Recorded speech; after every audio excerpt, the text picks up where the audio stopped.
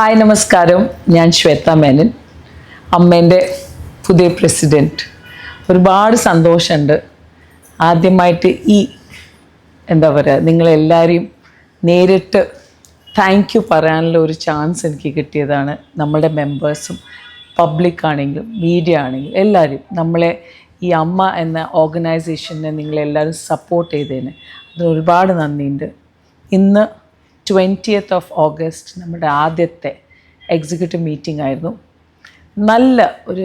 എനിക്ക് തോന്നുന്നു ഇത്രയും വർഷമായിട്ട് ഞാൻ ഒരു 6 വർഷമായിട്ട് എക്സിക്യൂട്ടീവ് കമ്മിറ്റിയിലുണ്ടായ ഒരാളാണ്. It was the most beautiful, ഭയങ്കര കൺസ്ട്രക്റ്റീവ് മീറ്റിംഗ് ആയിരുന്നു. എല്ലാവരുടെയും ഒരേ ഒരു ലക്ഷ്യം എന്ന് പറഞ്ഞാൽ അമ്മേൻ്റെ മെമ്പേഴ്സിന് എങ്ങനെ നമുക്ക് സെക്യൂരിറ്റി കൊടുക്കാം, ഇമോഷണലി അവരെ എങ്ങനെ നമ്മൾക്ക്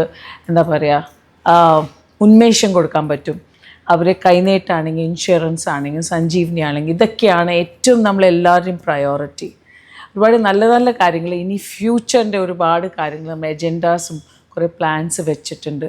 ആദ്യത്തെ മീറ്റിംഗ് ആയതുകൊണ്ട് ഒരുപാട് കാര്യങ്ങൾ പറയാൻ പറ്റില്ല.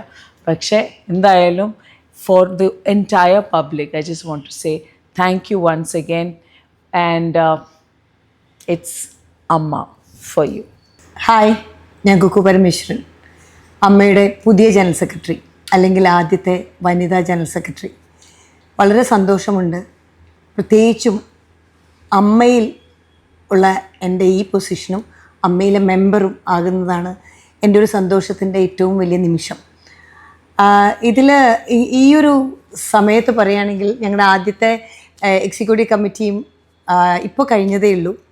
17 പേരിൽ 8 പേർ സ്ത്രീകൾ, 9 പേർ പുരുഷന്മാർ. ആദ്യമായിട്ടാണ് അങ്ങനെ ഒരു സംഘവും രൂപീകരിക്കപ്പെടുന്നത്.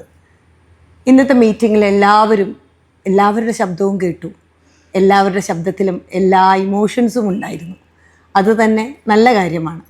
ഞങ്ങൾ പതുക്കെ അടുത്തുകൊണ്ട് തന്നെ നിന്ന് അമ്മയ്ക്ക് വേണ്ടതും, അമ്മ എങ്ങനെയാണ് സമൂഹത്തിൽ പ്രവർത്തിക്കേണ്ടതും, അമ്മ എങ്ങനെയാണ് സമൂഹത്തെ നേരിടേണ്ടതും, അല്ലെങ്കിൽ സമൂഹത്തിന് നമ്മൾ എന്താണെന്ന് കാണിച്ചു കൊടുക്കേണ്ടതും എങ്ങനെ ആവണം എന്നുള്ളതുമാണ് തീരുമാനമായി എടുത്തത്. നമ്മുടെ അമ്മയിലെ മെമ്പേഴ്സിൻ്റെ ഓണം വരികയാണ്. മുൻകൂറായിട്ട് ഓണാശംസകളും നേരുന്നു. അതോടൊപ്പം തന്നെ ഓണത്തിന് എങ്ങനെ ഞങ്ങൾക്ക് നിങ്ങളുടെ കൈപിടിക്കാം, നിങ്ങൾ എങ്ങനെ ഞങ്ങളോടൊപ്പം ചേർന്ന് നിൽക്കും, ഇതൊക്കെയായിരുന്നു ഞങ്ങൾ ചർച്ച ചെയ്തത്.